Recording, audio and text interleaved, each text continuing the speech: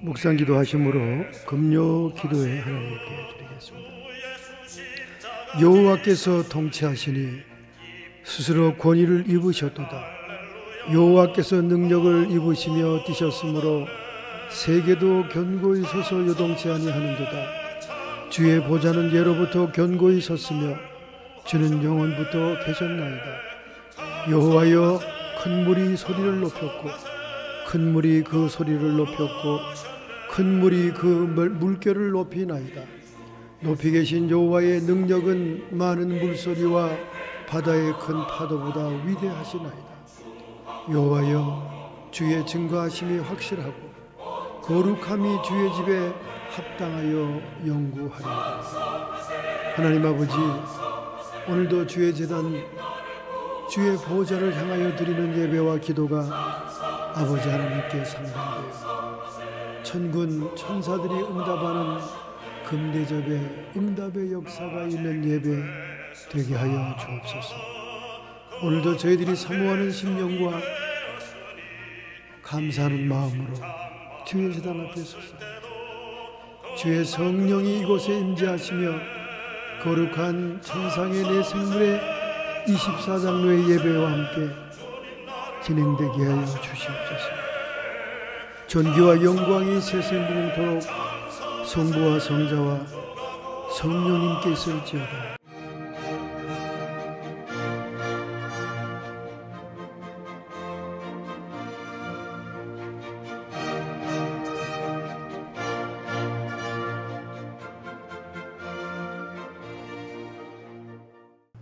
신약성경 219페이지 합독으로 봉독하겠습니다. 사도행전 18장 1절부터 11절, 신약성경 218페이지. 제목은 하나님의 말씀에 붙잡힌 자의 동역자들이라는 제목입니다. 이후에 바울이 아덴을 떠나 고린도에 이르러 아굴라라 하는 본도에서 난 유다인을 하나를 만나니 글라우디오가 모든 유대인을 명하여 로마에서 떠나라 한 고로 그가 그 안에 브루스길라와 함께 이달리아로부터 새로 온지라. 바울이 그들에게 감의 업이 같음으로 함께 거하여 일을 하니 그 업은 장막을 만드는 것이더라. 안식일마다 바울이 회당에서 강론하고 유대인과 헬라인을 권면하니라. 실라와 디모데가 마게도냐로서 내려오매 바울이 하나님의 말씀에 붙잡혀 유대인들에게 예수는 그리스도라 밝히 증거하니 저희가 대적하여 해방하거늘 바울이 옷을 떨어 가로되 너희 피가 너희 머리로 돌아갈 것이요 나는 깨끗하니라. 이후에는 이방인이 내게로 가기라 하고 거기서 옮겨 하나님을 공경하는 디도 유스도라 하는 사람의 집에 들어가니 그 집이 회당 옆이라. 또 회당장 그리스도가 온 집으로 더불어 주를 믿으며 수다한 고린도 사람들로 듣고 믿어 세례를 받더라. 밤에 주께서 환상 가운데 바울에게 말씀하시되 두려워하지 말며 잠잠하지 말고 말하라.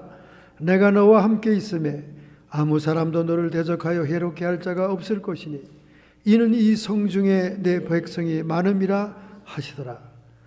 1년 6개월을 유하며 그들 가운데서 하나님의 말씀을 가르치니라. 아멘.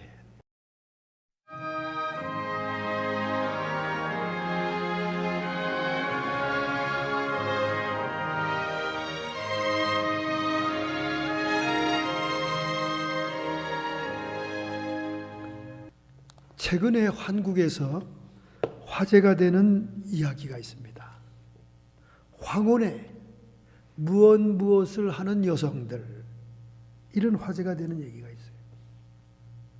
여러분 한번 알아맞혀 보십시오. 황혼에 무엇을 하는 여성이 뭐겠습니까? 황혼에 해변을 거니는 여성들. 옛날 유행가 가사의 제목에 나오던 그런 여성들 많았죠. 그렇다면 요즘 또 귀에 자주 들리는 황혼에 이혼을 하는 여성들, 그걸까요? 그 얘기도 포함이 되어 있습니다만은 지금 한국 동네에서 화제가 되고 있는 황혼에 무엇을 하는 여성, 황혼에 점을 보는 여성들, 황혼에 점을 보는 아내들, 그것이 요즘 한국의 화제입니다. 요즘 나이 드신, 즉 65세 이상 되신 분들 가운데 점 보는 사람이 너무 많아졌다는 거예요. 얼마나 많으면 신문지상에 이슈화해서 화제가 되었겠습니까? 요즘 점집이 호황입니다. 그것도 젊은 청춘들의 혼인을 위해서 점 보러 오는 게 아니라 65세 이상 된 나이 드신 아내들이 점을 보러 온다는 거예요. 여러분의 아내가 점을 본다면 무엇을 알고 싶어 할까요? 우선 떠오르는 생각이 무엇입니까? 아내가 나를 떠나보낸 후에 혼자 사는 삶을 겁내고 있구나. 이렇게 사치스러운 생각하는 남편도 있을 거예요. 또 먼저 자기가 떠나고 양말 하나 제대로 못 찾아 신는 나를 걱정스러워하는구나. 이렇게 남편들이 생각한다면 꿈이 야무진 사람들이에요. 그 아직도 아내가 자기를 사랑한다고 믿고 있는 남편들입니다. 60대 중반의 여성들이 점을 치러 가는 목적이 뭐냐면 요즘 누가 더 빨리 죽을 건가? 그걸 알고 싶어서 간다는 거예요. 그러면 어떻게 하면 복채를 많이 점쟁이들이 받게 되느냐? 남편이 먼저 간다. 그럼 복채가 두둑하게 올라간다는 거예요. 그걸 알아보고 싶어서 오늘 중년의 여성들 아내들이 점집에 문전성시를 이루고 있다는 겁니다. 남편과 나 누가 먼저 갈까요? 그 점 보러 간다는 겁니다. 그러면 그 주부는 남편이 먼저 떠난 쓸쓸한 삶을 걱정해서 점집에 간 건가요? 아니면 자신이 먼저 호련히 떠난 다음 호라비게 단 남편이 궁상스러운 며느리의 박해를 받아가는 그런 생활이 불쌍해서 점 보러 갔을까요? 그게 아니라는 거예요. 빨리 남편이 간다는 희소식을 듣고 싶어서 점집에 찾아간다는 겁니다. 왜냐하면 남편이 여기저기 너무나 어질러 놓은 것들이 많대요. 집에는 치우고 싶어도 남편이 버럭 화를 내면서 사람 사는 게 다 그렇지 뭘 치우기는, 결벽증 환자처럼. 그러면서 그래도 드른둥만둥하고 청소를 하고 있으면 주먹이 날라온다는 겁니다. 그래서 남편이 먼저 갈 경우에 그야말로 마음껏 치우고 싶은 쓰레기를 버리고 싶은 그 해방감에서 마음이 급해서 점집에 찾아간다는 겁니다. 혹시나 남편이 먼저 가지 않을란가 희소식을 듣고 싶어서. 한 65세 된 아내는 이런 말을 한 것을 신문에 기사가 나왔습니다. 몇십 년 전부터 저는 집을 나가고 싶어도 용기가 없었습니다. 못 나갔어요. 막내가 고등학교를 졸업하면 나가야지. 그렇게 결심을 했다가 대학을 들어가면 저 불쌍한 것 대학 졸업하면 난 떠나야지. 그네 막상 대학을 졸업하고 취직하니까 그래도 그렇지. 양가 부모가 있어야 결혼이 잘 될 텐데 저놈이 결혼하면 내가 떠나지. 이렇게 미루다가 결국은 오늘날까지 숨 쉬면서 살고 있다고 말입니다. 혹시 남편의 말에 반대라도 하면 말 대답을 어디서 감히 하냐고 눈에 불이 번쩍 나고 눈탱이가 밤탱이 되도록 주먹이 날라온다는 겁니다. 아마 지금 65세 넘은 부부들, 이런 부부들이 거의 90%일 겁니다. 우리 한국의 가부장적인 제도가 아직도 벗어나지는 못하고 있죠. 자기가 60이 넘어서 남편에게 틈틈이 맞고 산다는 얘기를 누구에게도 얘기할 수 없다는 것입니다. 그래서 결국 그 절망감에서 찾아가는 것이 점집인데 과연 남편이 나보다 얼마나 빨리 갈 것인가요? 그것을 알고 싶어서 간다는 겁니다. 참 우리 한국의 심각한 현상이죠. 왜냐하면 절대 변하지 않는 것이 남편의 가부장적인 권위적인 태도니까요. 수명이 길어지면서 문제가 더 심각하다는 것입니다. 노년의 부부관계가 점점 중요해지고 있는 거예요. 유엔 인구기금에서 2013년 세계 인구 현황 보고서를 작성했는데 거기에 의하면 한국 여성의 평균 수명은 85세. 그렇게 박해와 핍박 속에서도 지긋지긋하게 오래 살죠. 85세. 주먹을 날린 자유분방한 이 남성들은 평균 78세랍니다. 무려 7살 차이나 먼저 남편이 가는 거죠. 잘 가거라. 미국의 평균 수명은 여성들이 81세. 한국보다 더 못 살아요, 미국 사람들이. 폐먼 때문에 그런 것 같아요. 폐먼 때문에. 남성은 76세. 한국 사람보다 더 못 살합니다. 역시 폐먼 때문에 그래요. 빌 때문에 빌빌하다. 집이 크면 클수록 빌이 더 많잖아요. 사업장이 크면 클수록 빌이 더 많지 않습니까? 빌 없는 세상에서 살고 싶다고 빌고 있잖아요. 그래서 노년 나이 65세를 기준으로 한다면 평균 수명까지 여자는 20년, 남자는 18년이다 그 말이에요. 다시 말해서 자녀들이 집을 떠나는 50대부터 30년 정도를 부부가 둘이 달랑 집에 남는다는 겁니다. 여러분 30년이면 긴 세월이에요. 매일 얼굴을 맞대고 사는 자체가 지옥이라는 겁니다. 그래서 이 중년 여성은, 이 노년 여성은 앞으로 이 30년을 이렇게 살다가 생을 맞춰서 해야 되겠습니까? 회의가 생기고 아니다 싶어서 행동에 옮기는 것이 황혼 점집이고, 점집에서 남편이 오래도록 살 거라고 얘기가 나오면 이혼으로 들어가기 시작한다는 겁니다. 그냥 점집에서 일찍 갈 거니 걱정하지 말라 그러면 조금만 더 참으면 된다 그 말이죠. 여기 지금 한국의 심각한 문제로 지금 대두되고 있다니까요. 그래서 황혼 이혼이 점집에서 남편이 오래 산다고 나오면 황혼 이혼으로 들어가고, 점집에서 남편이 일찍 갈 것이니 조금만 기다리라 그러면 이혼까지는 안 한다는 겁니다. 이게 지금 신문에 논문처럼 나온 기사예요, 여러분. 미국에서도 어린 자녀들의 연결고리가 사라진 달랑 남은 두 부부만이 사는 가정에 많은 이혼들이 일어나고 있습니다. 그럼 우리 부부가 이 노년의 기나긴 세월을 어떻게 둘이 잘 지낼 수 있느냐? 그것은 누가복음에 나오는 예수님 말씀대로 하면 됩니다. 남에게 대접을 받고자 하는 대로 너희도 남을 대접해라. 가부장적인 사고에서 벗어나서 권위주의적인 태도를 버리고 한국의 남편들이 아내와 소통이 이루어지고 대화가 이루어지고, 남편이 아내로부터 받고자 하는 대접을 남편도 먼저 해줄 때 서로가 기쁨으로 서로를 존중하는 그런 황혼이 될 것이다 그 말입니다. 그러면 이제 황혼의 해변을 같이 나란히 걸어도 행복한 거지요. 그렇잖아요? 그래서 버클리 풍의 사랑의 노래라는 시가 있습니다. 버클리 풍의, 이 버클리 풍이라는 단서 붙었어요. 한국 풍이 아닙니다. 버클리 풍의 사랑의 노래.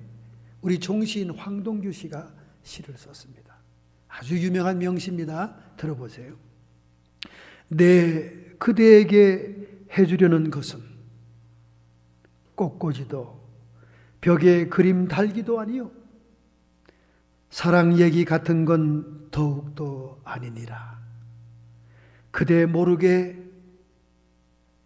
모르는 새 해치우는 그냥 설거지일 뿐. 이런 명시를 썼습니다. 요즘 노년의 주부들은 그저 남편이 말없이 묵묵히 지도새도 모르게 깨끗이 설거지 하나만 해놔도 정말 행복하다 그 말이죠. 이 정도면 가정에 안정감이 있고 행복이 올 수 있다. 황동규 시인이 그런 시를 썼습니다. 도저히 한국에서는 기대할 수 없는 풍경이기 때문에 버클리풍의 사랑의 노래다 하는 제목입니다. 버클리 사는 사람들은 다 그렇게 하는가 보죠. 설거지 다 해주고. 아무래도 미국에 사는 부부들이 더 깨었으니까 이런 것을 잘하죠. 제가 이 말씀 서두에 부부관계에 대해서 언급한 이유는 오늘 아굴라와 브루스길라라고 하는 정말 성경시대의 아름다운 금실 좋은 부부가 오늘 설교의 주인공이기 때문에 그래요. 사도 베드로도 아내 사랑이 끔찍했다 그럽니다. 다른 사도들은 다 아내와 같이 행동을 하지 않았는데 베드로는 아내를 항상 데리고 다녔대요. 그리고 베드로의 처갓집의 장모가 예수님의 기도로 열병이 낫는 장면도 기록이 되어 있지 않습니까? 아주 처갓집에도 지극히 잘했던 것 같아요. 그런데 그 베드로를 제끼고 랭킹 성경시대 1위의 금실 부부는 아굴라와 브루스길라입니다. 오늘 이 아름다운 행복한 부부의 모습을 우리가 비춰보는 시간이기 때문에 제가 한국 노년의 부부들의 문제점을 먼저 얘기를 했던 것입니다. 오늘 본문 1절부터 4절은 바울이 고린도로 넘어오게 됩니다. 바울은 아덴을 떠나서 그 당시에 그리스의 수도인 아테네를 떠나 고린트라고 하는 펠레포네소스 반도의 항구 도시, 우리 한국으로 말하면 인천 같은 그런 도시를 다음 사역지로 정해서 그곳에 들어오게 됩니다. 그런데 사도 바울은 전도 초기에 자비랑 선교를 하고 있었습니다. 그래서 그는 천막을 깁는 기술이 있었어요. 그래서 그 직업을 구하기 위해서 시장 바닥을 헤매다가 아굴라 부부를 만납니다. 서로 기술과 업이 같아서 그들이 금방 같이 사업을 하게 되면서 친해지고 그들을 가르치고 말씀을 전가하는 관계가 됩니다. 두 번째, 오늘 본문 5절부터 11절은 본격적으로 고린도에서 사역이 시작되는 겁니다. 아덴에서 실패했던 바울은 고린도에서 사역을 갑절이나 어렵게 느끼면서 그러나 시작을 합니다. 그런데 얼마나 거절과 핍박이 많은지 몰라요. 더구나 따라온 유대인들이 회당을 중심으로 해서 그리스도의 복음을 증거하니까 그들의 반대는 극렬했던 거예요. 유대인들은, 일반 유대인들은 예수를 랍비로 생각하지 메시아로 생각하지 않습니다. 그리스도로 증거하는 것을 회방합니다. 그때 바울이 옷에 먼지를 틀면서 나는 다시는 회당에서 나의 모국의 백성들에게 말씀을 증거할 것이 아니라 이방인으로 간다. 그렇게 선포를 하죠. 나는 너희들의 핏값에 책임이 없다. 그렇게 얘기하면서 회당에서 더 이상 복음을 증거하지 않고 일반 개인 집으로 옮기게 됩니다. 반대가 너무 심하니까. 그때 디도 유수도라는 사람 집으로 가서 이제 말씀을 증거하기 시작하는데 그 집은 마침 회당 옆에 집이었어요.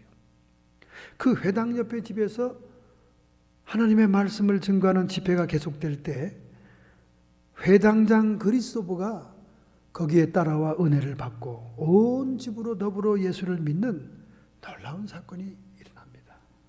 그래서 첫 번째 그들의 가정이 세례를 받게 돼요. 그래도 너무나 힘들어서 고통스러워하던 차에 사도 바울은 밤마다 하나님께 기도하는 습관이 있으니까 기도하는 가운데 환상을 봅니다. 9절이죠. 밤에 주께서 환상 가운데 바울에게 말씀하시되 두려워하지 말고 잠잠하지 말고 말해라. 사도 바울이 점점 고린도에서 거절과 핍박을 당하게 되니까 위축되고 포기하려고 그러고 마음을 접으려고 할 때쯤 우리 주님의 환상이 그에게 열린 것입니다. 두려워하지 말고 잠잠하지 말고 말해라. 내가 너와 함께 있음에 아무 사람도 너를 대적하여 해롭게 할 자가 없을 것이니 이는 이 성중에 내 백성이 많음이라. 할렐루야. 이 전도 초기, 복음 증거의 초기에는 핍박자만 눈에 보이겠지만은 하나님의 택한 백성들이 이 성중에 많으니까 이 복음의 씨앗과 말씀 선포를 멈추지 말아라. 그렇게 주님의 환상을 통한 담력을 얻게 되죠. 그러자 곧 또 마게도냐에서 동역자들이 가세를 합니다. 이렇게 위축되고 겁이 나고 두려움이 있을 때는 동역자들이 몰려오면 힘이 나는 거예요. 디모데와 실라와 같은 동역자들이 왔습니다. 사도 바울은 더 힘이 났어요. 주님의 말씀도 있었습니다. 환상의 확신도 있습니다. 그래서 이 고린도에서 1년 6개월을 유하면서 강력한 복음의 역사를 감당하게 됐다는 거예요. 할렐루야. 이 고린도의 사역에 정말 빼놓을 수 있는 인물이 있는데 그들은 바로 아굴라와 그의 아내 브루시길라라는 거예요. AD 52년에 로마의 황제 클라우디오가 모든 유대인을 로마에서 쫓아냅니다. 추방한다는 포고령을 내려요. 왜 유대인을 그렇게 싫어하는가? 왜 유대인을 그렇게 쫓아내는가?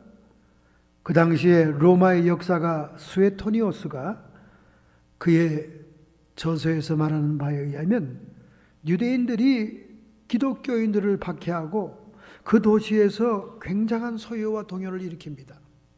로마가 어지럽게 됐어요. 무질서하게 됐습니다. 유대인들끼리 서로 치고받는 거예요.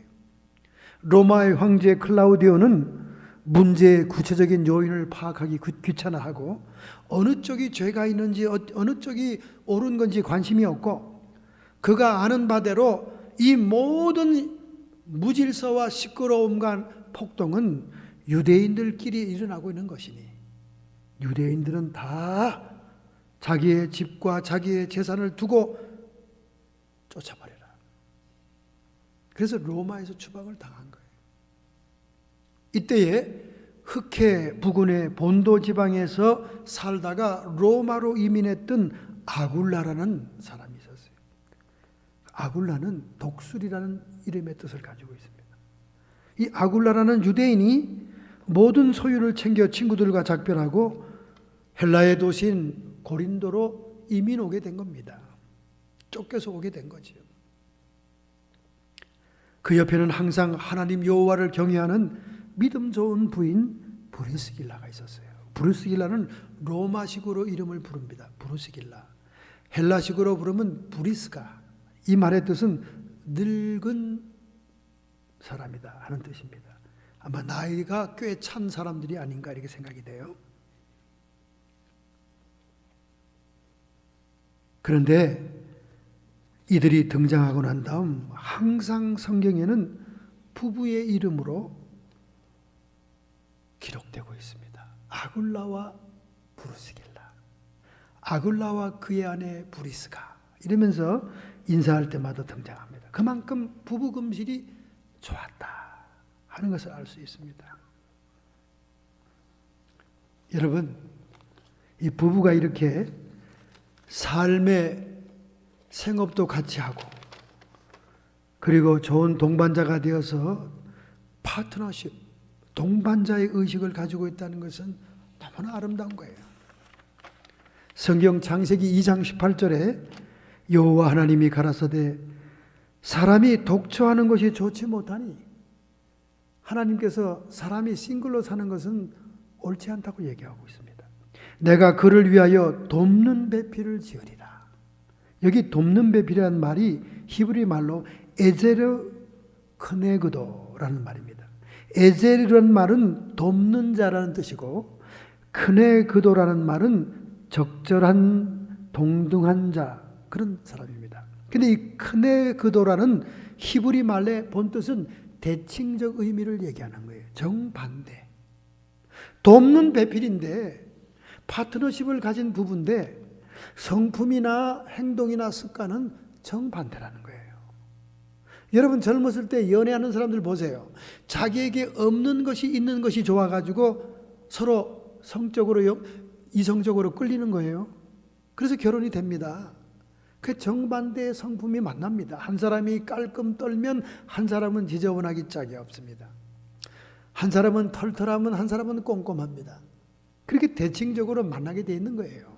바로 이 히브리 말 크네구도라는 본질의 의미가 대칭적인 의미예요. 그래서 부부는 반대 성품으로 만납니다. 처음에 연애할 때, 사랑할 때는 그 자기에게 없는 반대적인 성품, 반대적인 모습이 너무나 매력적인 거예요. 너무나 끌립니다. 그런데 웬일입니까? 자식 낳고 이제 살다가 권태가 나면 자기 같지 않은 그 모습이 너무나 지긋지긋하게 미운 거예요. 나는 깔끔한데 저 인간은 어지러? 나는 그냥 모든 걸 대강대강 넘어가고 스킵하는데 저건 꼼꼼하기 짝이 없고 뭐든지 물건 늘어져. 그래서 싸우게 되는 거예요. 그러나 우리의 운명은 이 돕는 배필의 히브리의 말뜻대로 대칭적인 의미에서 만나는 거예요. 전혀 반대 사람이 만나는 거예요. 이게 오목의 원리요 음양의 원리가 아닙니까, 여러분? 같은 사람끼리 만나면 일이 되겠어요. 서로 모자라고 서로 없는 부분을 채워줘야 파트너십이지. 바로 이 아굴라와 브루스길라가 그런 부부였다는 거예요. 대개 우리 한국의 노년에 속한 부부나 어머니나 또는 이런 부부들 얘기를 들어보면 그들이 가장 남편을 괘씸하게 생각하고 치를 떠는 이유는 뭔지 아십니까? 한때 잘 나갈 때 바람을 폈다는 겁니다. 바람을. 그것이 아주 부처도 돌아눕는 그런 과거의 경력이라는 거예요. 여러분, 이 동물과 생물의 세계에서도요, DNA 테스트가 발달되기 전에는 사람들이 그냥 외모만, 겉모습만 보고는 동물들의 금실이 좋다고 판단했습니다. 예를 들면 회색 늑대, 회색 늑대는 금실이 좋아. 황제 펭귄, 괜찮아. 백조, 물 위에 항상 나란히 헤엄쳐가잖아요. 백조, 비버, 바다 해마, 둘이 항상 다정하게 다니니까 최고의 금실의 동물들로 알았다가 말이에요. 우리가 속은 거예요. 연예인들도 TV에 나와서 얼마나 다정한 척합니까? 얼마나 막 금질 좋은 척해요. 그러다가 며칠 있다가 이혼한다는 신문에 나잖아요. 속는 겁니다. 이제는 안 속아요. 왜? DNA 검사를 하니까.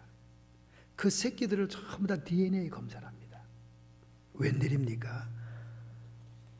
우리가 DNA 검사가 되기 전에 외모만 보고 둘이 다정하게 다니는 모습만 보고 최고의 금실의 동물로 알았던 회색 늑대, 황제 펭귄, 백조, 비버, 바다 해마 다 바람쟁이라는 거예요. 속았어요. 속았습니다. DNA 조사를 해봤더니 새끼들이 DNA가 부부와 틀린 게 많이 나오더라는 겁니다. 새들은 순놈이 잠깐 집을 빈 둥우리에 다른 순놈이 쳐들어가서 일을 저지릅니다. 늑대도 무리 안에 불륜 때문에 암컷끼리 대박 터지게 싸웁니다. 동물의 왕국에 보세요. 옐로우스톤 국립공원에서 전자 탐지로 관찰하고 DNA 조사로 조사를 끝내니까 황제 펭귄도 금실이 좋은 부부가 아니에요. 황제 펭귄은 매해 파트너가 바뀌는 계절적인 부부였어요. 둘이 나란히 걸어가고 띠뚱거리니까 최고의 금실을 자랑하는 줄 알았는데 이거 계절마다 바뀌는 파트너였다는 거예요. 백조는 5%에서 6%가 부부가 헤어집니다. 비보라는 동물 역시 멋있는 젊은 놈이 나타나면 암컷들이 바람을 핀다는 거예요. 그러면 정말 부정 하나 없이 평생 일부일처로 사는 동물들이 이 세상에 있을까요? 있더라는 거예요. 전혀 사람이 상상하지 못했던 동물이 있더라는 거예요. 그것도 영광스럽게 캘리포니아가 뽑혔습니다. 캘리포니아 들판에 있는 들쥐, 캘리포니아 니커스라고 하는 쥐가 평생 동안 일편단심 충실히 살더라는 거예요. DNA 검사를 해보니까 한 마리의 새끼도 그 부부의 새끼가 아닌 것이 없더라는 거예요. 전파기를 통해서 들쥐의 모든 생활을 몇 년 동안 추적해 본 결과 정말 부정도 없고 이혼도 없더라는 거예요. 쌍을 맺은 수놈들은 특히 아무리 섹시한 암놈이 유혹을 해도 안 넘어가더라는 거예요.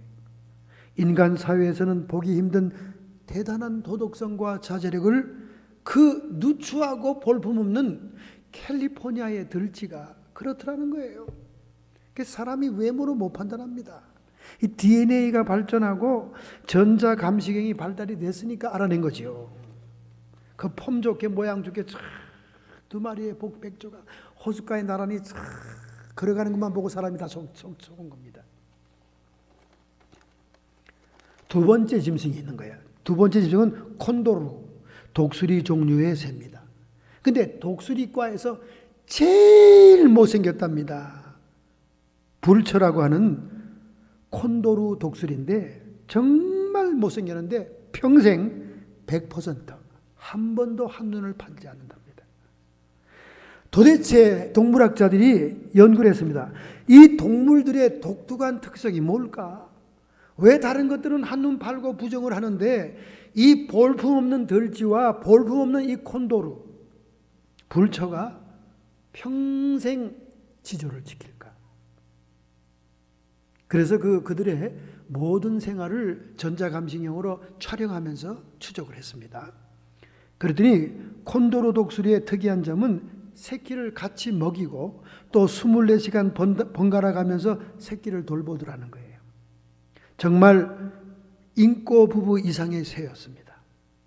시체만 뜯어먹는 징그러운 벌처로 알았던 이 콘도르가 그렇게 부부가 다정하게 생활을 분담하면서 평생 지조를 지키더라는 거예요.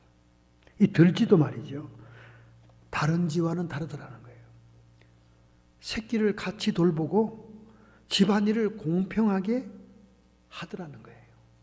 들쥐 구멍 안에도 정말 치워야 될 것들이 많답니다. 먹다 남은 찌꺼기, 똥, 오줌이 범벅된 지푸라기, 이런 것들을 자꾸 치우고 갈아주어야 새끼들에게 편안한 보금자리가 되는데 들쥐 부부는 부지런히 집안 청소를 하더라는 거예요. 부지런히. 바깥일도 같이 나누어서 하더라는 거예요. 먹이를 찾아 나가는 것도 각각 서로 교대로 하더라는 거예요. 참 행복한 부부 생활을 하는 들쥐라는 겁니다. 그래서 이 동물학자들이 결론이 내렸습니다. 보잘것없는 들쥐와 못생긴 콘도르 벌처 독수리라도 우리가 배워야 될 점이 있다. 그들이 딴 이성에게 눈을 안 파는 이유가 뭘까? 그것은 평범한 생활을 서로 나누어 하면서 성실히 할 때 자기들의 생활에 충실하면서 다른 이성의 유혹과 미혹을 받지 않더라는 거예요. 오늘 여러분과 저의 행복도 특별한 것이 있는 것이 아닙니다. 오늘 우리가 살고 있는 가정 환경과 우리의 주변의 일들을 서로 다정하게 나누어 가면서 행할 때 이러한 부부간의 행복이 있게 된다는 거예요. 바로 아굴라와 브루스길라의 부부가 그랬습니다. 아굴라는 어린 소년 때부터 천막 짓는 기술을 배웠어요. 유대의 어린 소년들은 탈무드에서 하는 대로 합니다. 탈무드에서 말하기를 자식들을 도둑놈 만들지 않으려면 한 가지 이상의 기술을 가르쳐라.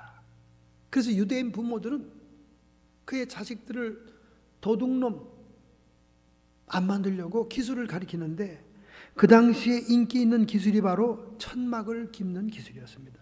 유대인들은 천막을 염소 털로 짠 천으로 만들었는데 여기에 자르고 깁는 고도의 기술이 필요했습니다. 바로 아굴라는 탈무드의 지시대로 유대인 소년으로서 천막 깁는 기술을 가지고 있었는데 로마에서 만난 그의 아내 브루시갈라에게 그 기술을 가르쳐줬어요. 그래서 남편과 함께 동일하게 같이 그 업종을 함께 할 수가 있었습니다. 아내와 함께 모든 생활을 같이 한 거예요. 평범한 가정생활, 직장생활, 천막을 만드는 생활도 즐겁게 함께 한 것입니다. 마치 볼품없는 캘리포니아의 들쥐와 볼품없는 콘도로 독수리 벌처처럼 뭐 특별한 일을 하는 것도 아니에요. 그들의 생활을 아름답게 분배하면서 행복하고 즐겁게 할 때 다른 이성에 전혀 눈 돌릴 시간이 없었더라는 거예요. 할렐루야. 바로 아굴라와 브루스기아의 삶의 모습이었어요. 그들이 천막업을 하고 있을 때 찾아온 사람이 사도 바울입니다. 사도 바울 역시 유대인 소년으로서부터 탈무드의 지시대로 도둑놈이 되지 않으려면 기술을 배우는 학습을 했기 때문에 그가 천막 같은 업종인 아글로와 브루스길라의 가게에 찾아온 거예요. 그래서 같이 일을 하게 된 겁니다. 같이 살게 된 거예요. 함께 거하게 되었다는 거예요. 첫째로 복음 전도자 바울과 아굴라의 부부는 함께 거하면서 사명자가 되었습니다. 할렐루야. 바울이 그들의 가게에 감해 업이 같으므로 같은 기술을 가지고 있으므로 함께 거하며 일을 하니 그 업은 장막을 만드는 것이었더라. 자, 브루스길라와 아굴라 부부는 여호와 하나님을 섬기는 유대교의 사람들입니다. 하나님밖에 모르는 사람이에요. 근데 사도 바울은 누굽니까? 그도 역시 바리새인으로서 여호와 하나님 신앙을 지키려고 기독교인을 박해하다가 다메섹 도상에서 부활하신 주님을 만나고 그 눈에 비늘이 떨어져 나가며 성령을 받아 이방 선교사로 부름을 받은 자가 아닙니까? 그러니 그가 자신이 미처 깨닫지 못한 그리스도의 복음을 아굴라와 브루스길라에게 천막을 기우면서 같이 일을 하면서 얼마나 열심히 증거하고 말씀을 증거한지 모릅니다. 그래서 그들은 말씀 속에서 함께 성장을 한 거예요. 할렐루야. 사도 바울을 만난 그날부터 그들은 예수 그리스도를 구세주로, 그리스도스로, 하나님의 아들로서, 주로서 섬기면서 함께 사명을 느끼게 된 겁니다. 하나님밖에 모르고 여호와 신밖에 모르는 그들에게 이미 보내주신 예수 그리스도의 구세주이심을 증거하는 사명자가 된 겁니다. 여러분, 우리가 유대인 하면 그냥 다 같은 유대인인 줄 알죠? 아닙니다. 우리 캘리포니아에도 LA 유대인들이 많이 사는 동네가 있어요. 유대인도 세 종류가 있습니다, 여러분. 세 종류. 다양한 그룹에 크게 세 종류가 있어요. 첫째, 오르소독스, 정통파 유대인이 있습니다. 정통파 유대인들은 음식도 코셔 음식만 먹습니다. 이 코셔 음식은 율법에 따라 정확하게 만들어진 음식을 얘기합니다. 코셔 음식만 따로 먹고 유대인 명절은 다 기념해서 학생들이 학교도 결석합니다. 대부분 그들은 그들의 학교에 예부나 아카데미라고 하는 유대인 사립학교에 보냅니다. 이 정통 유대인들은. 그러나 몇 소수의 가정만 공립학교에 자녀를 맡기죠. 철저한 전통적인 유대인입니다. 두 번째는 컨서베이티브 그룹이 있습니다. 보수파입니다. 대체로 오르소독스보다는 유대인의 명절 중에 중요한 몇 개만 지키죠. 그리고 크리스마스는 절대 지키지 않으면서 하누카, 불임절이라고 해서 에피파네스 안디오코스로부터 성전을 빼앗는 그 하누카를 8일 동안 촛불을 창문에 켜놓고 지킵니다. 이게 보수파죠. 세 번째는 리폼드 그룹이 있습니다. 개혁파가 있어요. 미국화된 사람들이에요. 미국화된 유대인입니다. 음식도 아무거나 먹고 유대인 명절도 한두 개만, 얌키풀, 키퍼, 로시아, 하시아나 중에서 한두 개만 지키고, 그리고 물론 가족마다 약간씩 차이가 있겠지만은 크리스마스 때도 크리스마스와 한우가를 같이 지킵니다. 그리고 이 리폼드 그룹은 타인종과 결혼한 가정도 많이 있습니다. 유대인 자녀들은 13세가 되면 성인식 파티로 생일을 치러줍니다. 비미츠바와 bat 미츠바라는 여자아이, 남자아이는 비미츠바, 여자아이는 bat 미츠바라는 생일 축하 파티를 열어주고 많은 유대인들을 초청하죠. 특별히 유대인 부모들은 자녀 교육에 대해서는 학과목의 성적 위주의 공부에 치중하지 않고 자녀의 사회적이고 감성적이고 신체적인 모든 균형이 발달하는 쪽으로 관심을 두고 교육을 시킵니다. 이렇게 유대인들이 여호와 신앙만을 주장하고 있을 때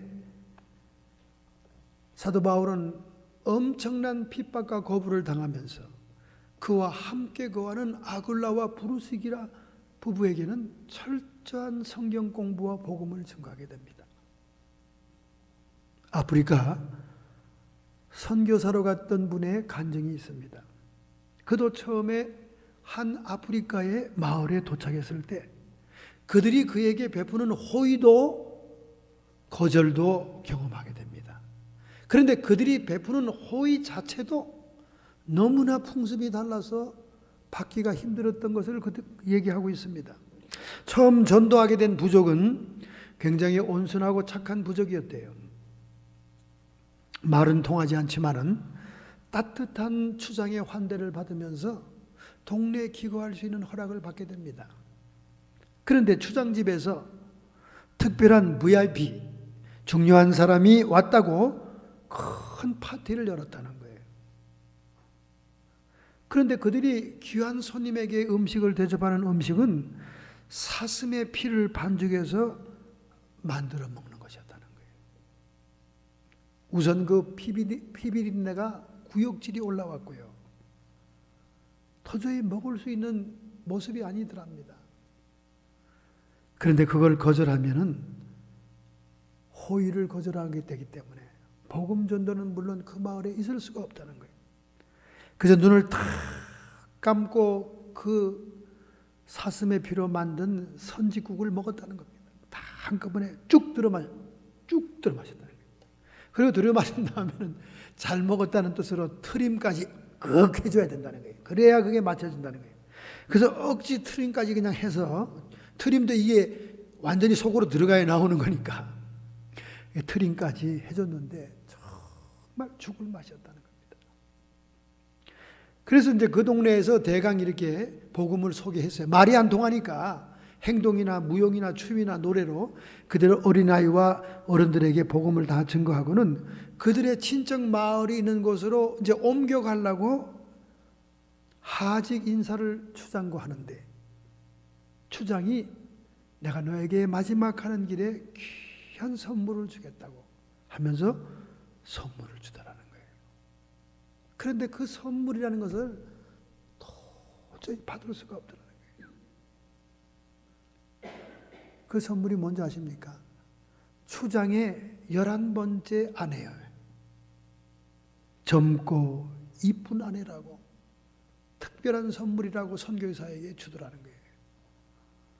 그래서 자기는 하나님의 율법과 계명에 의해서 이런 일을 결코 할 수 없다고 사양하고 거절하니까 추장이 죽이겠다고 막 화를 내고, 추장을 호위하는 용사들이 그를 포위하더라는 거예요.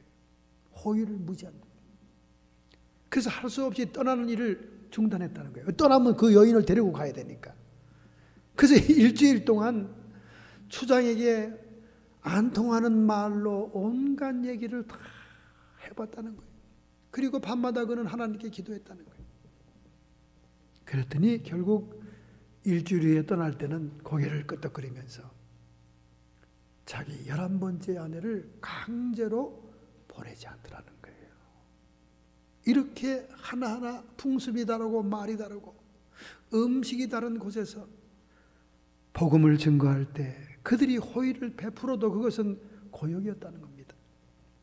그런데 하물며 사도 바울은 얼마나 유대인들이 예수 그리스도가 이단자라고 하면서 핍박을 가해온지 모릅니다.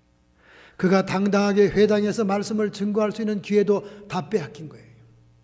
이러한 와중에도 우리 하나님께서는 아굴라의 부부를 하나님의 사명자로 키울 수 있도록 함께 기거하면서 하루 종일 그들이 천막을 기우면서 한자리에서 하나님의 말씀을 나눌 수 있도록 했다는 사실입니다. 할렐루야. 여러분과 저의 작업장에서도 하나님의 말씀이 증거되고 있습니까? 여러분과 저의 작업장에서도 다른 사람에게 성령의 감화를 주고 있습니까? 우리는 특별한 일을 하기 위한 사명자라기보다 우리 매일매일 삶 속에서, 직장에서, 노동 중에서 하나님의 영광을 드러내야 될 줄로 믿습니다. 할렐루야. 한국에 한때 박정희 정부의 암적인 존재와 같이 골치 아픈 기독교 기관이 있었습니다. 그것은 도시산업선교였어요. 그래서 그 당시 박정희 정부 때는 이걸 도산이라고 그랬습니다. 도산만 들어가면 기업이 도산된다. 그 도산이라고 합니다. 도시산업선교예요. 도시산업선교에서 오래도록 여자 목사로서 봉사한 분도 계십니다.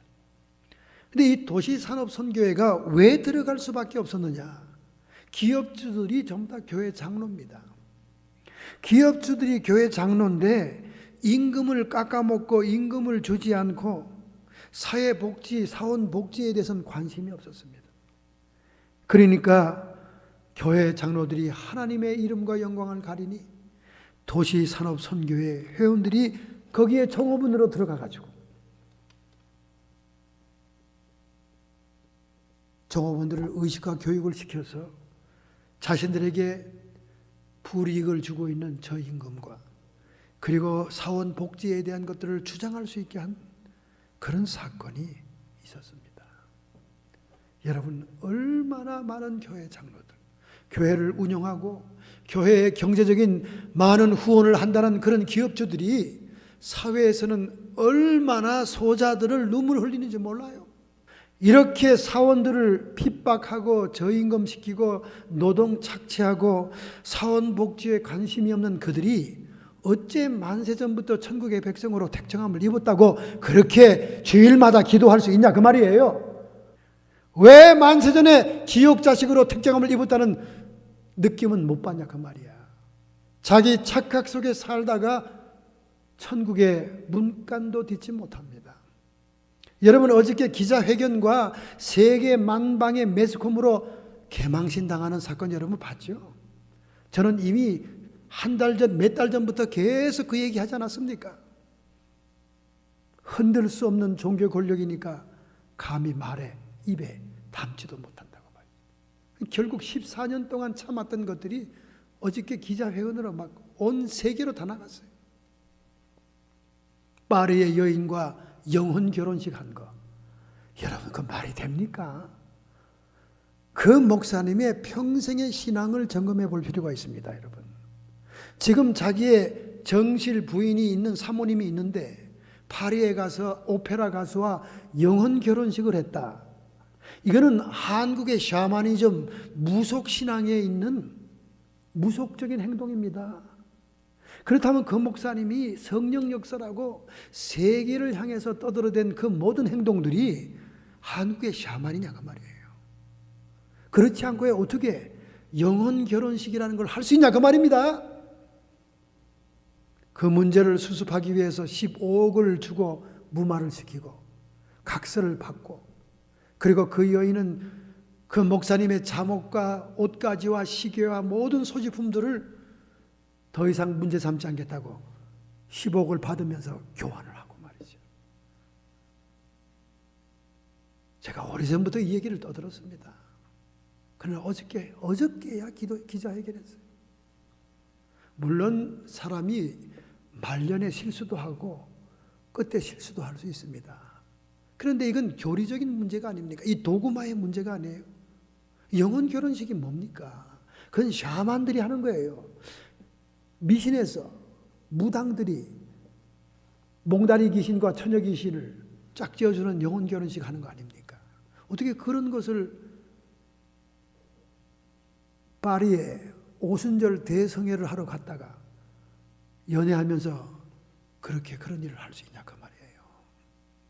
그분의 평생의 신학, 평생의 메시지, 평생의 성령의 역사라고 하는 것을 우리가 지금 점검해 볼 필요가 있는 거예요.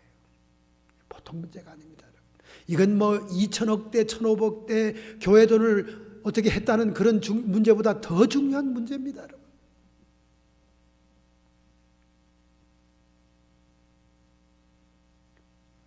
여러분과 제가 노동의 현장에서, 여러분과 제가 기업의 현장에서 하나님의 이름의 영광을 드러내야 됩니다.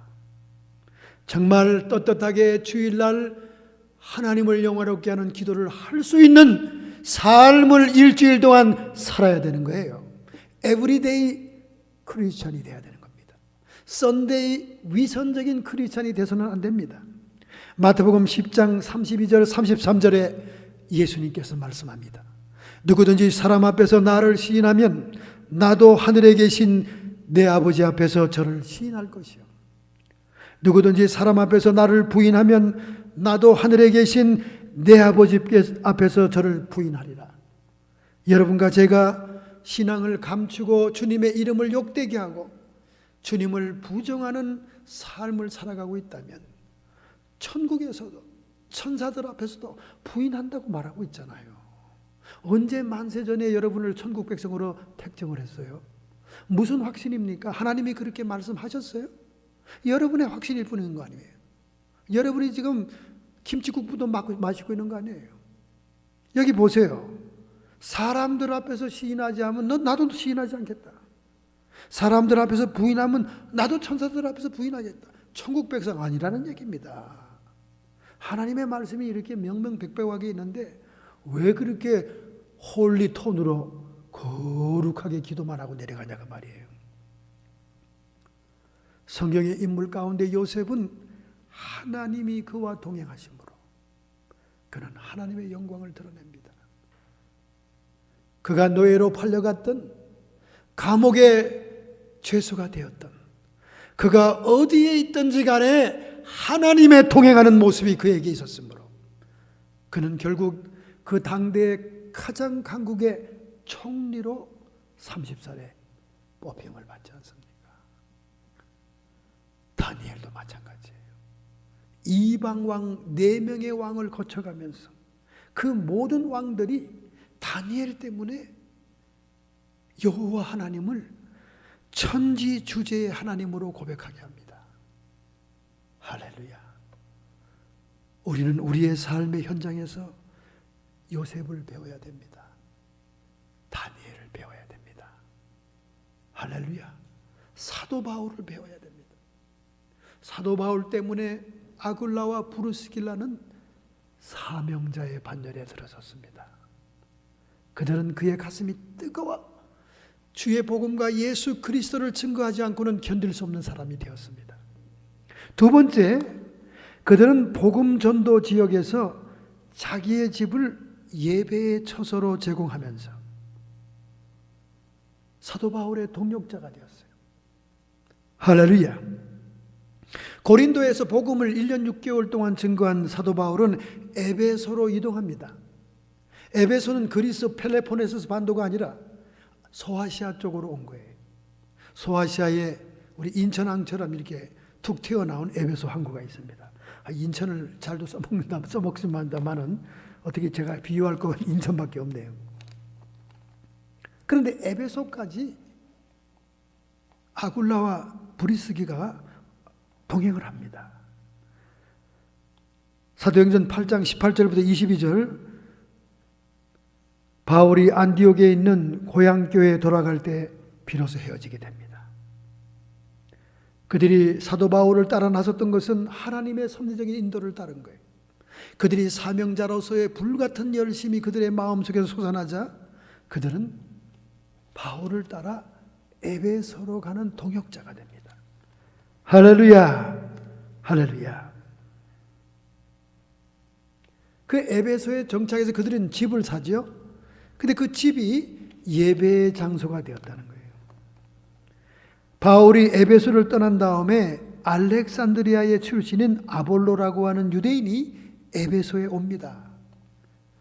이 젊은 청년은 학문이 많고 성경에 능한 자라고 그랬어요. 그 당시 알렉산드리아는 세계에서 가장 책이 많은 도서관이 있는 곳입니다. 그리고 학파가 형성된 학문의 도시예요. 그런 도시의 출신이니까 이 아볼로는 굉장히 지식에 능하고 성경에 능한 자였습니다. 그가 일찍 주의 도를 배워 열심으로 말하며 가르치니 요한의 세례만 알 따름이라. 그가 회당에서 담대히 말하기를 시작하거늘 브루스길라와 아굴라가 듣고 데려다가 하나님의 도를 더 자세히 풀어 이르더라. 아볼로라고 하는 젊은 청년이 구약의 복음밖에 모르니까, 예수님에 대해서는 모르니까, 성령님에 대해서는 모르니까 브루스길라와 아굴라가 그를 조용히 데려다가 예수 그리스도의 복음의 진수를 가르쳐줍니다.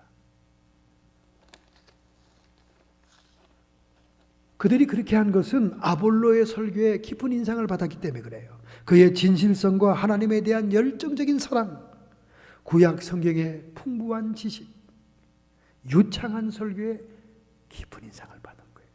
자신들이 사도 바울을 통해 예수 그리스도의 복음을 받은 것처럼 이 아볼로에게도 이 복음의 진술을 들려주고 싶었던 거예요. 그들이 알고 있는 하나님이 이미 보내신 메시아 예수 그리스도를 그에게 가르친 거예요. 사도행전 18장 26절 브루스길라와 아굴라가 듣고 데려다가 하나님의 도를 더 자세히 풀어 이르더라. 할렐루야. 여러분, 그 후에 이 아볼로는 어떻게 됐습니까? 고린도전서 1장 12절에 보면 베드로와 바울과 동등한 위치에 있는 설교자로 변신합니다. 누구의 영향이죠? 바로 사도 바울의 동역자인 아굴라와 브루스가의 성경 공부 덕분이었습니다. 얼마나 귀한 사명자요 동역자가 됐습니까? 그들은 함께 하나님을 섬겼더라. 그리고 그들은 가정을 개방합니다. 하나님의 말씀에 갈급해하는 사람들에게, 아볼로와 같은 젊은 사람들에게 예수 그리스도를 위해 능력 있게 일하는 사명자를 키우기 위해서 그들은 자기의 집을 개방합니다. 바울이 제3차 전도 여행을 위하여 안디옥을 떠났을 때 그는 육로로 소아시아에 여행하면서 거의 3년 동안 하나님의 말씀을 가르치며 체류하게 되는데 그것이 에베소입니다.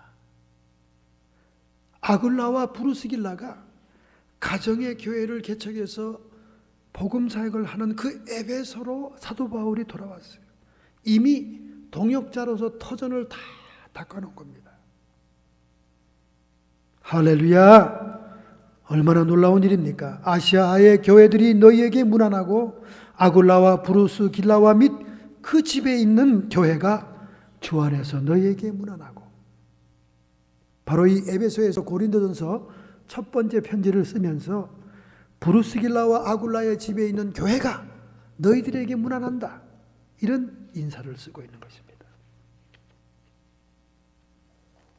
여러분, 사명자들이요, 하나님의 사명을 감당하려고 할 때 하나님은 감당할 수 있는 물질적인 축복도 허락합니다.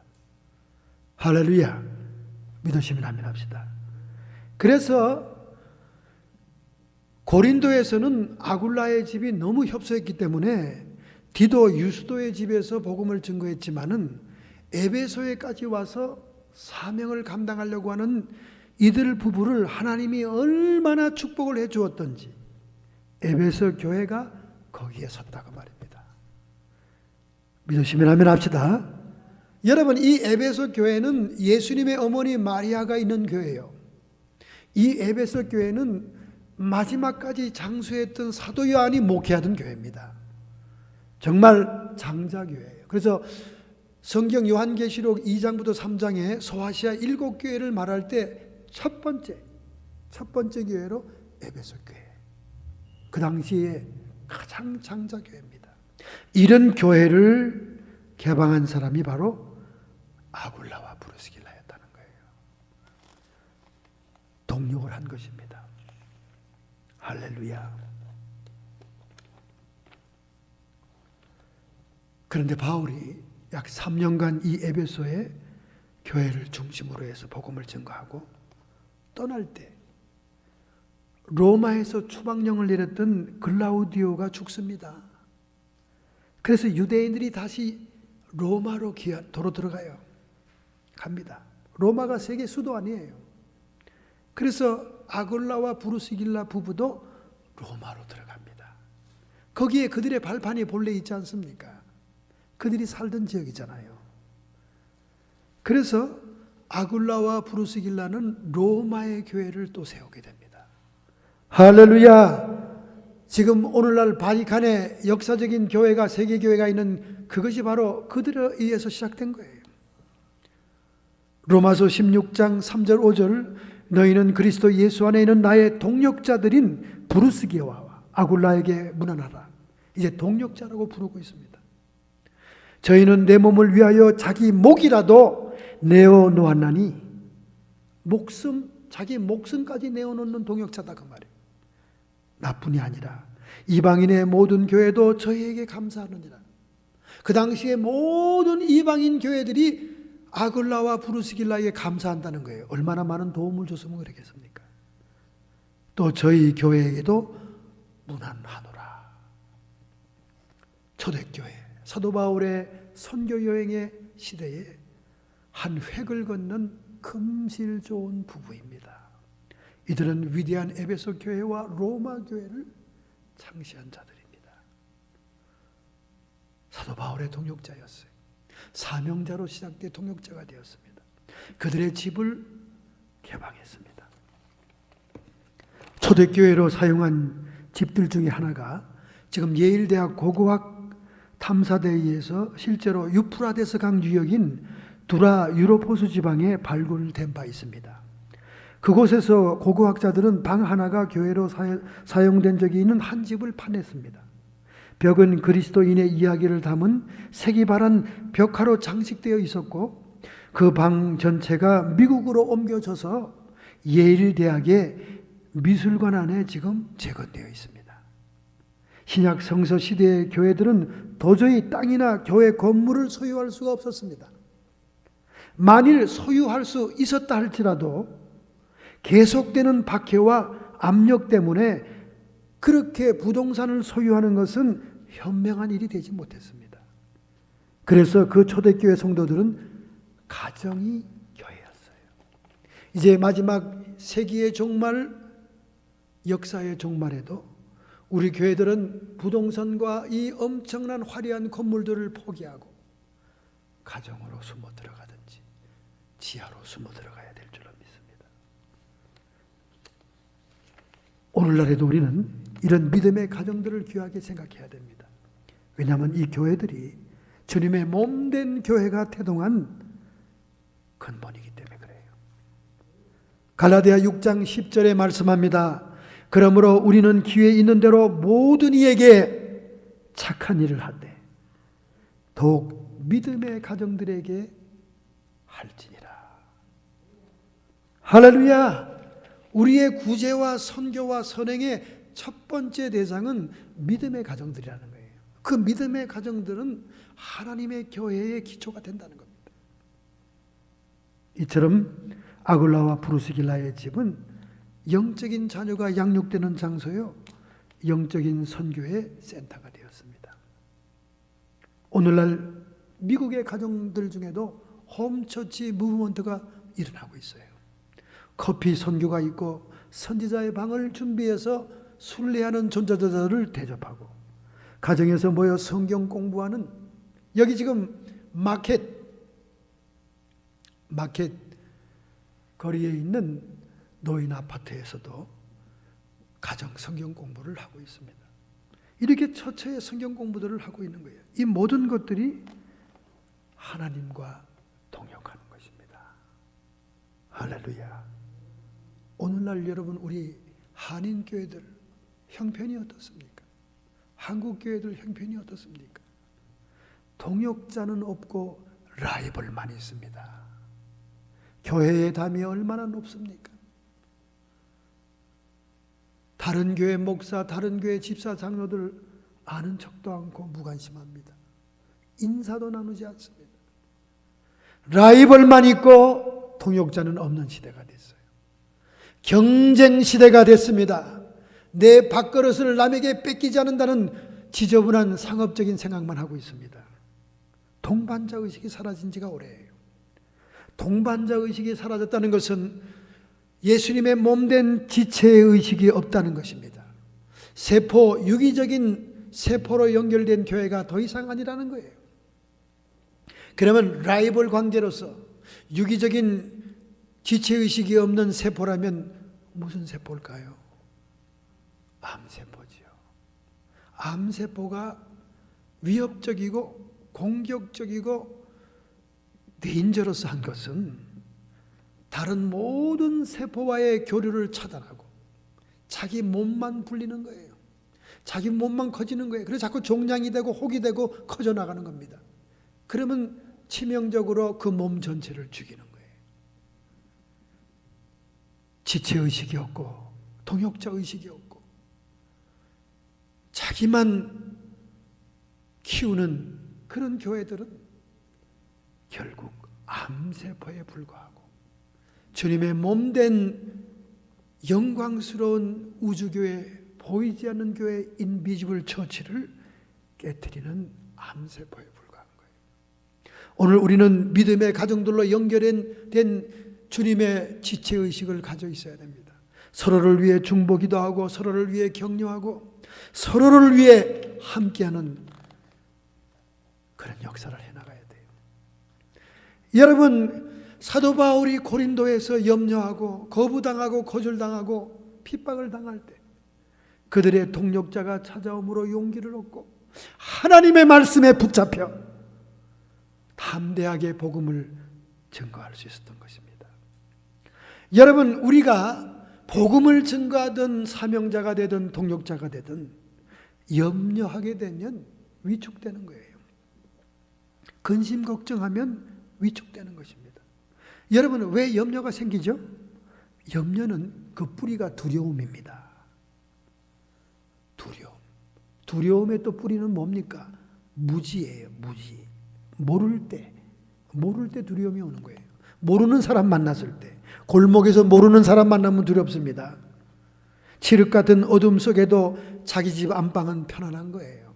도리어 수면을 잘 들 수가 있습니다. 그렇지만 낯선 곳에서 어두워지면 공포가 엄습합니다. 컴컴한 밤길이라도 잘 아는 사람을 만나면 반가워요. 그러나 모르는 사람을 골목에서 만나면 두렵습니다. 그 두려움은 염려로 발전하는 것입니다. 그러므로 우리가 지체의식, 동반자의식, 동역자의식을 가지고 서로를 위해 기도해주고 서로를 위해 알고 한다면 더 이상 우리의 복음 전선에 두려움은 사라지고 담대함이 우리를 함께할 줄로 믿습니다. 아브라함 링컨 대통령에게 기자들이 질문했습니다. 당신의 놀라운 성공과 삶의 비결은 무엇입니까? 링컨은 웃음을 띄우면서 이렇게 얘기했습니다. 성공한 이유요? 제가 만약에 성공했다면 그 이유는 간단하지요.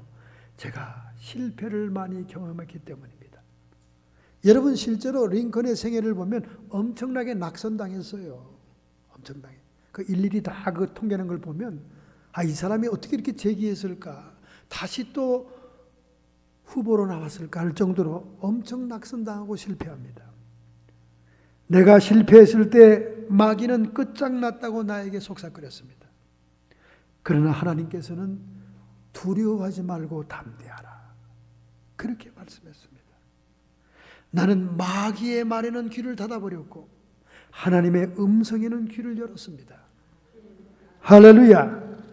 그러면서 링컨은 기자들에게 쉽게 설명하기 위해서 시계추에 달린 시계에 대해서 설명합니다. 하루는 기둥처럼 서 있는 괴종시계를 바라본 노인이 자기도 기력이 없고 몸이 지쳐 힘들어서 가벼운 옷을 입기를 원하고 무거운 걸 싫어하기 때문에 괴종시계를 보다가 아이고 저 녀석도 나만큼 세월이 많이 갔으니 힘이 들겠구나 하고는 긴 시계줄을 뽑아가지고 다른 데다 옮겨놨습니다.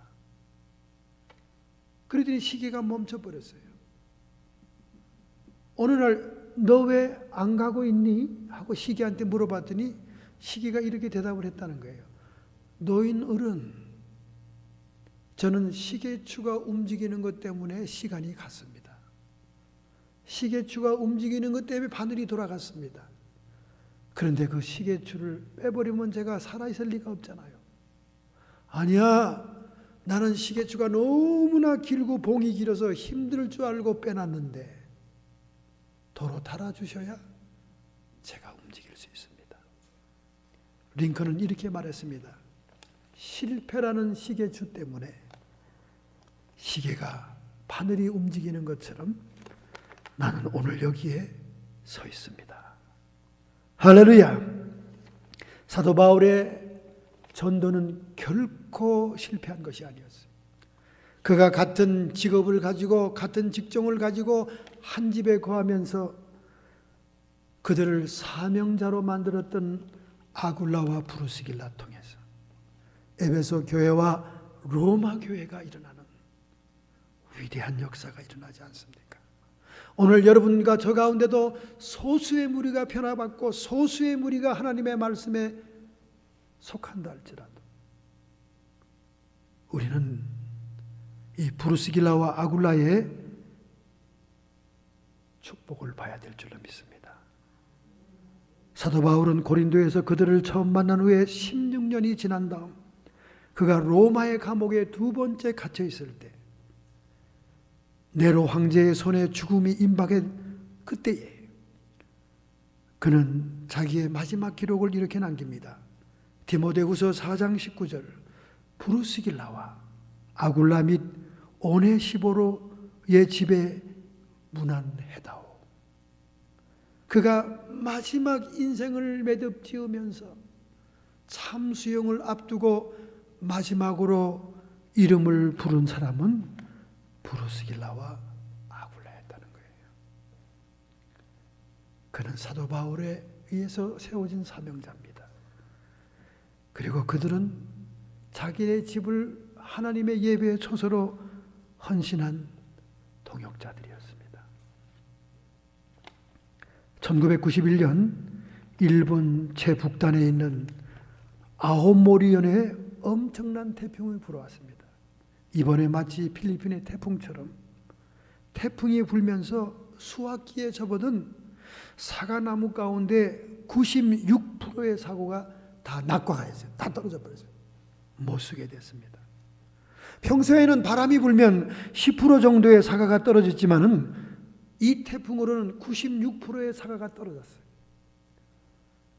상품 가치가 있는 사과는 4%에 불과했습니다. 이 엄청난 피해가 일어나자 아모리현의 사과를 재배하던 농부들은 금년 농사가 끝장이 났다고 그들이 전부 다 주저앉아 절망만 했습니다. 그때 그 마을에 살고 있던 바보 같은 미우라 로이치라고 하는 청년은 창문을 바라보고 있다가 달려있는 사과를 보고 깜짝 아이디어가 나왔습니다. 이 마을에 살고 있는 농부들, 우리의 일가 친척들이 절망하고 낙심만 할 것이 아니라 그 모진 태풍 가운데서도 달려있는 4%의 사과를 바라보자. 그래서 그 청년은 그 사과를 떨어지지 않은 4%의 사과라는 이름을 붙여서 상품으로 만들었습니다. 농부들에게 사과 상자에 포장을 하자고 얘기했어요. 그리고 그 포장지에다가 떨어지지 않는 4%의 사과, 그렇게 제목을 달았습니다. 풍속 53.9의 태풍에도 떨어지지 않은 사과, 그렇게 붙였습니다. 그런데 이 사과가 시장으로 나갈 때는 막 대학 입학 시험 시즌이었어요. 사람들은 이 상자에 붙은 글자를 보았습니다. 그 모진 태풍 가운데 96%의 사과는 떨어져 나갔지만 결코 떨어지지 않는 사과라고 써 있는 그것을 보고 서로 행운의 사과라고 대학의 합격을 위해서 사가기 시작한 것입니다. 할렐루야.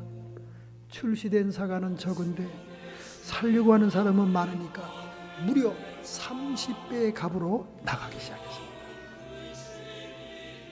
결국 이번 농사는 망쳤다고 했던 농부들이 태풍 불은 그 해에 다른 해보다 더 엄청난 수익을 얻게 되었습니다. 할렐루야. 사도 바울도 마찬가지예요. 그는 핍박을 당하고 모진매를 당하고 죽음에까지 이르는 유대인의 거절과 부정과 핍박 속에서 한 아굴라와 브루스길라의 부부를 사명자로 만든 초대교회 역사상 가장 위대한 에베소 교회와 로마 교회를 세우는 인물들이 나타난 것입니다. 오늘 그런 사명자와 통역자가 이곳에 있는 줄로 믿습니다. 4%의 사과는 더 위대한 일을 하는 것입니다. 사과 속에 씨앗 속에 얼마나 많은 사과의 열매가 있는지는 하나님한테 모릅니다. 적은 무리여 두려워하지 말라. 하나님께서는 너희에게 하나님 나라를 주시기를 원하느니라. 할렐루야. 한 사람의 영혼이 귀한 것입니다. 한 사람에게 복음이 증거되면 되는 것입니다. 한 사람에게 하나님의 능력이 체험되면 하나님의 나라의 문은 열릴 줄로 믿습니다. 바로 이러한 사람이 되기로 작정하고 결심한다면 여러분의 가슴에 손을 얹기를 바랍니다. 오늘 전능자의 손길이 여러분을 붙들고 있습니다. 하나님의 거룩한 성령이 이곳에 좌정했습니다. 하나님의 천군 천사들이 우리를 둘러 있습니다. 하나님께서는 우리의 결단과 결심, 우리의 믿음의 표현을 기다리는 줄로 믿습니다. 하나님, 저희들이 아굴라와 브루스길라가 되기를 원합니다. 하나님의 사명자와 통역자가 되기를 원합니다.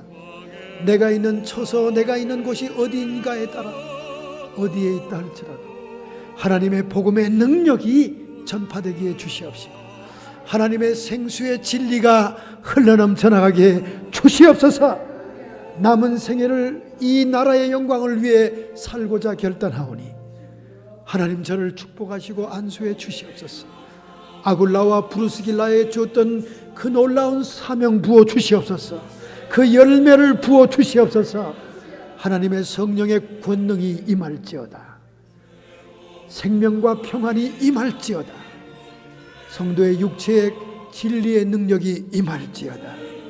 하나님의 말씀에 붙잡혀 남은 생에 살기에 주시옵소서. 성도의 육체와 정신의 역사하는 모든 질병들아 뿌리채 뽑혀 쫓김을 받을지어다. 육체에서 고통을 제거하고 떠나갈지어다.